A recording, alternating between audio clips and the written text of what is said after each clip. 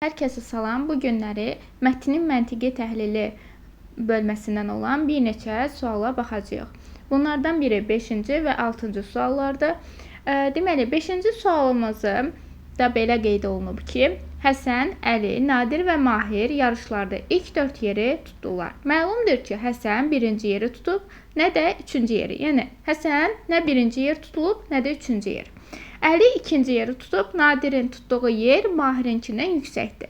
Deməli, bizim iştirakçılarımızın sayı 4 dənədir və 4 dənə də yerimiz mövcuddur. Hər birinə bir yer düşəcək demək ki. Və hər zaman mətnin məntiqi təhlilini işləyərkən bizim bilməli olduğumuz bir qayda vardır ki, ilk öncəliklə bizə verilən adları və yaxud da əşyalar da ola bilər. Bunları qeyd edirik sırayla alt-alta. Hamısının adını tam yazmağa ehtiyac yoxdur. Əgər təkrarlanan adsa, o zaman tam yazmasaq belə müəyyən hərflərini qeyd edə bilərsiniz ki, adları qarışdırmayasınız. Deməli, biz Həsən, Əli, Nadir və Mahiri qeyd etdikdən sonra hər birinin qarşısında 1-ci yeri, 2-ci yeri, 3-cü yeri və 4-cü yeri tutduğu qeyd edirik. Ağlınıza belə bir sual gələ bilər ki, bəs 4-ünü də niyə qeyd edirik? Çünki biz bilmirik ki, Həsən hansı yeri tutub. O 4-ündən hər birini də tuta bilər. Məsələn, 1-ci yerdə də ola bilər, 2-ci yerdə də ola bilər, 3-cüdə də ola bilər, 4-cüdə də. Və bunun hər biri digər iştirakçılara da şamil olunur, aid olunur. Deməli, Əli üçün də həmin qaydada yazırıq. 2, 3 və 4. Həmçinin 1, 2, 2, 3, 2, burada 2 qeyd edək, və 4. Burada da 1, 2, bunları silim. Silmə işləmi edək. Normal, səliqəli bir şəkildə yazaq. 1-ci yer, 2-ci yer, 3-cü yer və 4-cü yeri qeyd etdik. 1-ci yer, 2-ci yer, 3-cü yer və 4-cü yerə qeyd etdik. Və gəlirik şərti yenidən tam bir aydın şəkildə yenidən oxuyuruq ki, bizə hansı ipucular verilib şərtdə. Deməli, göy rəngi götürək və aydın şəkildə izah edək. Bizə verilib ki, Həsən 1-ci yeri tutub, nə də 3-cü yeri. Deməli, Həsən nə 1-ci yeri tutacaq, nə də 3-cü yeri. Həsəndə hər ikisini silirik.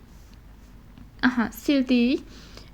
Sonra bizə deyilir ki, Əli 2-ci yeri tutub. Baxırıq ki, Əli 2-ci yeri tutubsa, onda kim 2-ci yeri tuta bilməz? Digər 3-ü 2-ci yeri tuta bilməz. Düzdürmü? Sildik hər üçündən. 2-ci yeri tuta bilməz. Və baxırıq ki, Həsən neçənci yeri tutub o zaman? 4-cü yeri. Çünki Həsən nə 1 ola bilməzdi, nə 3 ola bilməzdi, həmçinin 2 də ola bilməz ki, Əli 2-ci yeri tutub.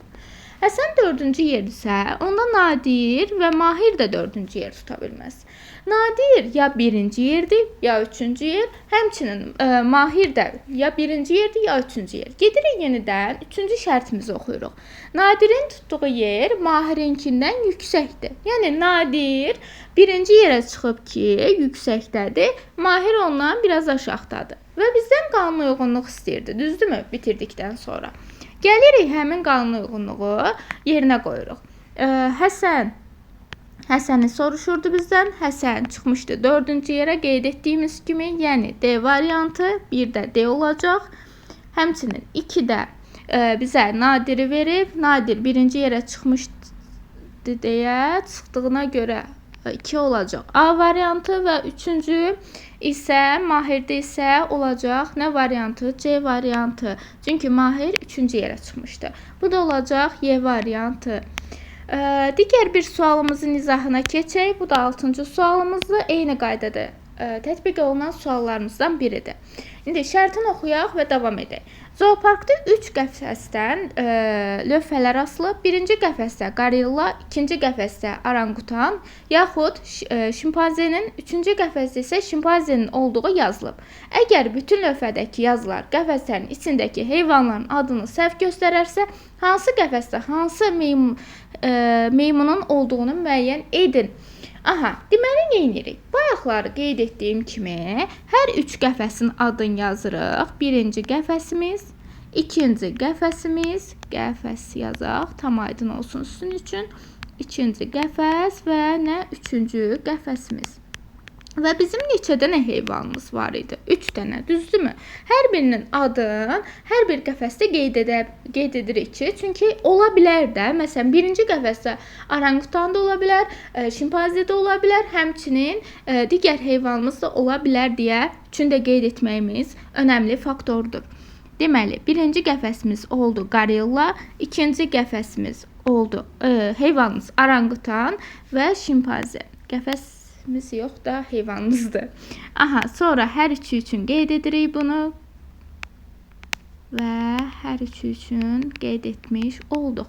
Qığına tam yazdım ki, heyvanlarla qəfəslər qarışmasın. Aha, və bizə şərtdə deyir ki, şərtdə verilən hər bir şey yanlışdır.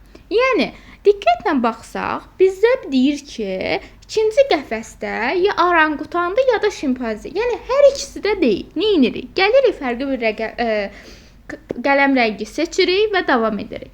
Deməli, şimpanze ola bilməz. Şimpanze ola bilməz və həmçinin nə qeyd edilib? Oranqutan da ola bilməz. Deməli, ikinci qəfəsdə nədir? Oldu nə bizdə? Gorilla. Çünki şərtdə ki, hər bir söz yalan idi, səhv idi. Ona görə də biz onları götürmürük. Və ikinci qəfəsdə gorilladısa, hər ikisini də silirəm. Düzdürmü? Sonra deyir ki, üçüncü qəfəsdə isə şimpanzenin olduğu yazılıb və şərt bizə yanlış deyir axı. Yəni, şimpanze olmamalıdır əslində. Ona görə üçüncü qəfəsdən şimpanzeni də sildik və qaldı nə? Oranqutan. Deməli, üçüncü qəfəsimiz oldu bu heyvan və demək ki, birinci qəfəsimizə də nə qaldı? Şimpanze. İndi bizdən də qaynun uyğunluğu istəyirdi. Birinci qəfəsimiz oldu şimpanze. İkinci qəfəsimiz oldu. Yəni, A variantı getdi, B variantı getdi. İkinci qəfəsimizdə isə oldu. İkinci qəfəsimizdə oldu bizim gorilla. Yəni, burada hansı variantlar gedə bilər? C ilə D elə gedəcək və cavabımız qalacaq Y. Üçüncü qəfəsimizdə oldu bizim oranqutan. O da oldu. Üçüncü də oldu O və cavabımız da oldu Y variantı. Digər izahlarda görüşmək ümidi ilə bugünlük izahımız bu qədər. Özünüzə yaxşı baxın. Hələlik.